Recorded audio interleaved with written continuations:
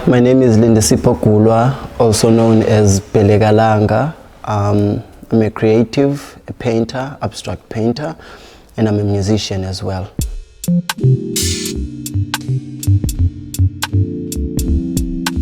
I wouldn't say the visual part of it came around. I would say it has always been there, but just a matter of maturing and growing confidence into not being scared to explore other, aspects of life which are buried within me. So I wouldn't say that I'm coming across something odd, but I'm just trying to get myself better and trying to interpret myself in many ways, in many art mediums, by also exploring new materials in terms of finding better perspectives in interpreting my thoughts and my emotions as a creative.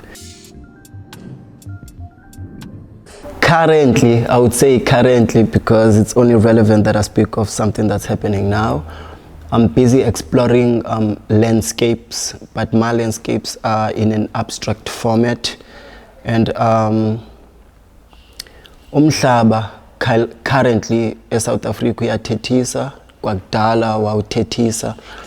For me to experiment a project of landscape also has to do with challenging myself. As much as I'm an artist, not a farmer, but what's my contribution on the current conversation that's taking place, nationwide. And a part of this body of work poses imibuzo, poses research throughout the ages,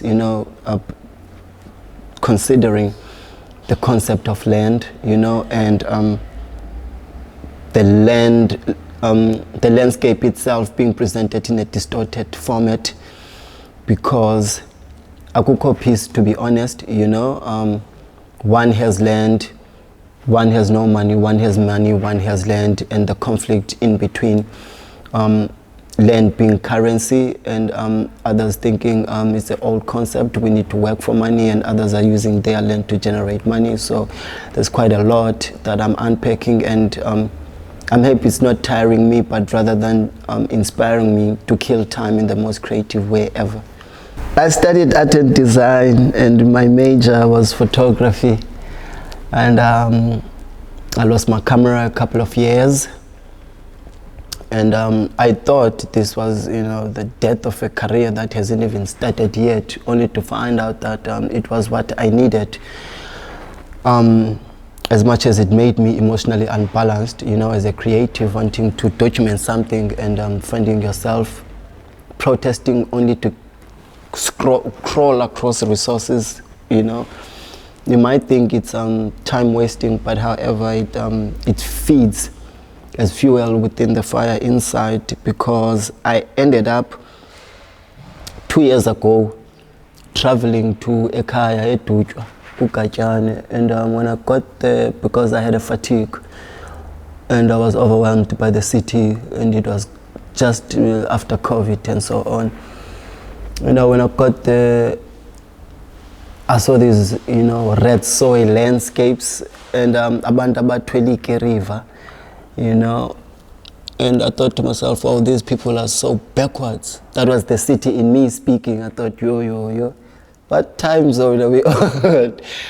And a week spent ekaya, imagine, with no camera, with no materials.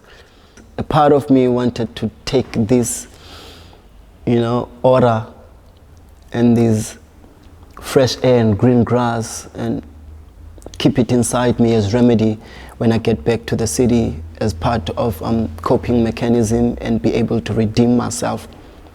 And when I could not do that, I was then forced to invent this technique by painting from memory, because that was the only reference that I had in my mind. And when I looked at these paintings I did with acrylic and charcoal, that was the basic tools I had access to. Acrylics that were given by Inga Samson and Jonathan, and charcoal was given by Mr. Richard Clippett. They came in as friends of mine, offered these materials, and what I had in mind was just sketches. you know, because I didn't want to lose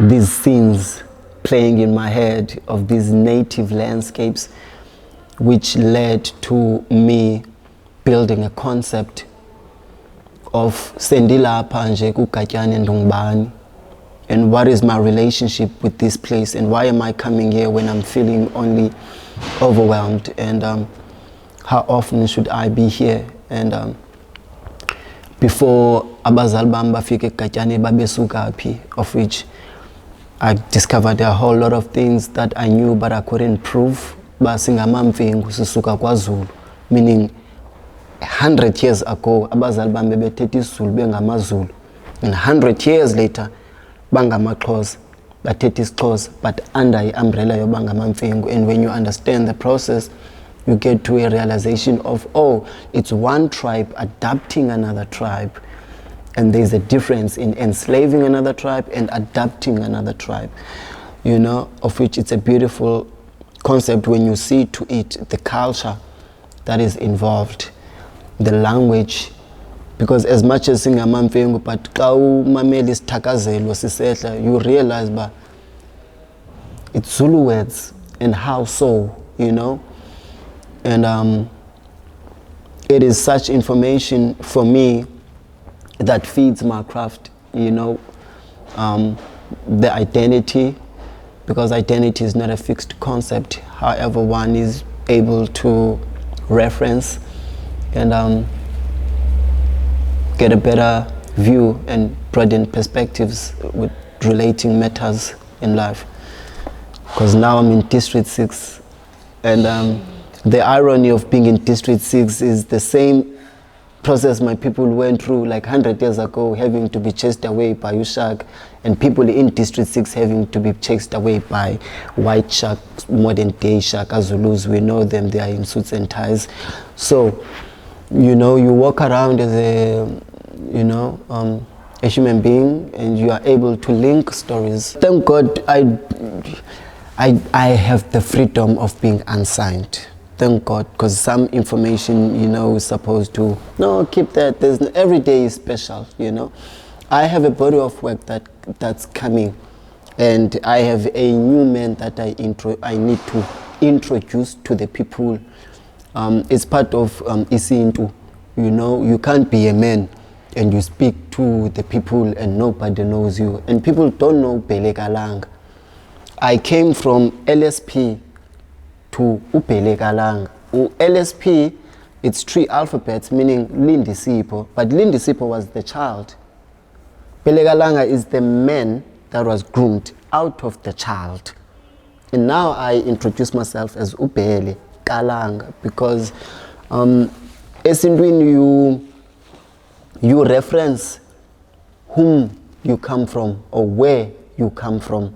And for me to represent Ulanga, because Bhele Ngulanga, for me to represent, to reference and represent Ulanga is a reminder to myself as well that I am of the great descendants, Ilanga, Ubuqubalo.